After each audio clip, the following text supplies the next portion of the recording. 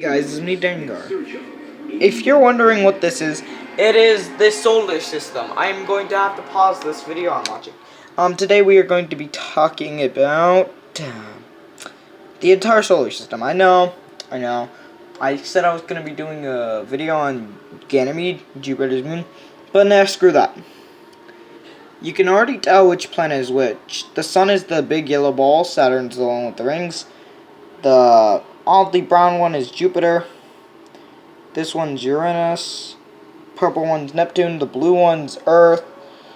The gray one is Venus. The smallest one is Mercury. And then the red one is Mars. But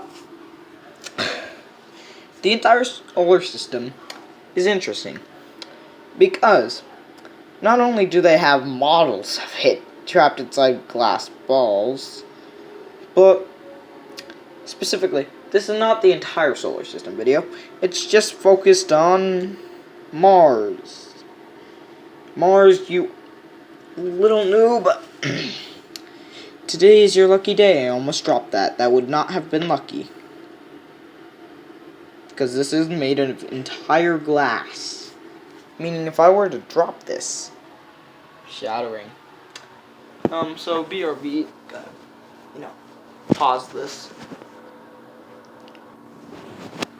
Mars is the fourth planet from the Sun and is the most explored planet in the solar system and is our closest neighbor behind Venus.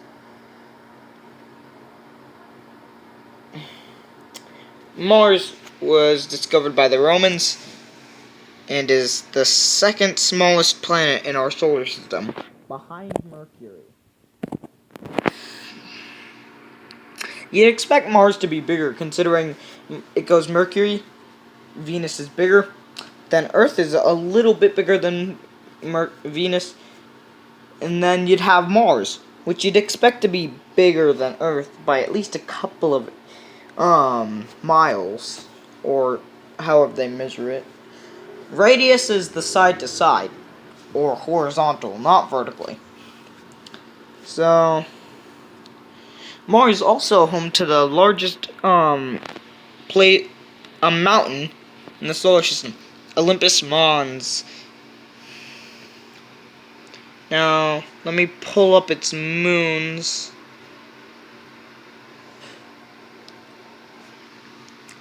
Phobos and Deimos. Phobos is the largest moon of Mars and takes so short of a time, it takes at least 3 hours or 3 Earth days to orbit Mars. Phobos is getting closer to Mars' surface, and in a couple million or billion years, it'll collapse into Mars and become a ring around the planet. Deimos is probably going to be the only remaining moon of Mars after the collapse of Phobos, unless Mars manages to capture another moon and humans are around to see it, which I highly doubt, because humans are going to be dead by the time Phobos becomes a ring. They were named after Mars' children. And also, Mars is the most likely candidate in our is one of the most likely candidates in our solar system to have microscopic life. I say microscopic because they found bacteria on Mars rock. At least I think that's what they did. I don't know. Anyway. So, Mars has proof of ancient oceans and, stuff like that. Now, life may have existed. I say may. Because there's actually no proof. Unless they find actual footprints on Mars, then there's no life. Then there was no life on the planet. Unless they, Mars' surface is very similar to Earth's. I did not do my research for this. Hold on, I know something that might help me.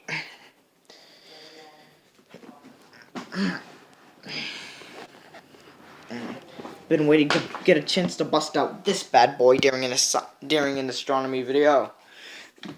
The Space Atlas. Let's go to Mars. That's Jupiter. This book is old. For me, anyway. So, we're on Earth. Found Mars. That's the geography of it. Ah, yes. Mars is attention. Mars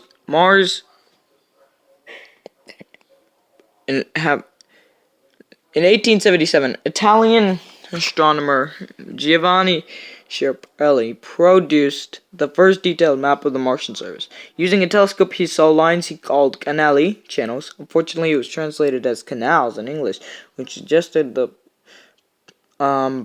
presence of intelligent life. Schiaparelli, followed by the American astronomer Percival Howell, whose book, As the Abode of Life, brought a concept as the inhabited Mars to the attention of the general public. Lowell not only claimed to see canals, but he also reported how they fill of water and drained according to the seasons. The theory promulgated at the time was the most elegant, beautiful, wrong ideas pop up now and again. Mars was home of a dying civilization. Earth is home to a flourishing, while Venus is our future, which is hot and swampy. We now know that Lowell's canals were optical illusions, and his conclusions were based on well-known tendency of humans to see patterns, assessment, or in random assortments of it. The modern exploration of Mars began in 1964 when Mariner 4 flew by the planet and gained detail in 71. When Mariner 9 went into orbit, this surprised the space scientists were photographed of gullies of Mars. Gullies that look for all the world like ordinary watershed on Earth. This was the big genuine intimation we had that there was once liquid on the Martian surface. An idea that is now well accepted in the scientific community. The biggest Martian event in the general public was the landing of Viking 1 and 2 spacecraft in 1976. The resulting photographs from the Martian surface were one of the big hits on the nascent internet, and were seen in newspapers and magazines all around the world. I'm assuming this is the picture. We're just gonna do a 10-minute video today. Faces on Mars. So, this was a long time ago, and I mean a long time ago. It was 76. We might as well get down to the only result of the mission on Mars went up tabloid supermarket checkout corners. The so-called face on Mars. On July 25th, 1976, the Viking 1 spacecraft was in orbit around over Mars, photographing possible landing sites for its sister ship, Viking 2. Over a region of the planet's northern hemisphere that marks a kind of coastal zone between the plains of the north and the crater terrains of the south. The low-resolution photo showed what appeared to be a face staring up at the craft, surrounded by Egyptian-style pyramids. The scientist at Control Center smiled. Clearly, 'twas an optical illusion. But scientists at Control Center smiled. Clearly, it was an optical illusion, but some NASA functionary decided that releasing the photo would be a good way to generate public interest to the Martian exploration. Stable fringe of science I can recall, for example, a tabloid headline, A Staple Fringe Science, which blared out at the news face of Elvis Presley. It wasn't until 98 that the Mars Global Surveyor, or the MGS, revisited the site on the face and took photos in much higher resolution in different lighting. As expected, the face disappeared. A result born of subsequent missions.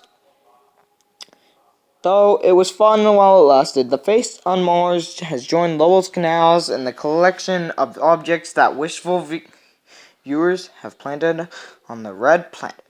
Here's a picture, and here's a higher resolution picture that the 98 picture showed. Anyway, hope you guys enjoyed this video on Mars. If you did, smash that like button. I'm out of breath and need something to drink. Like, subscribe, and goodbye.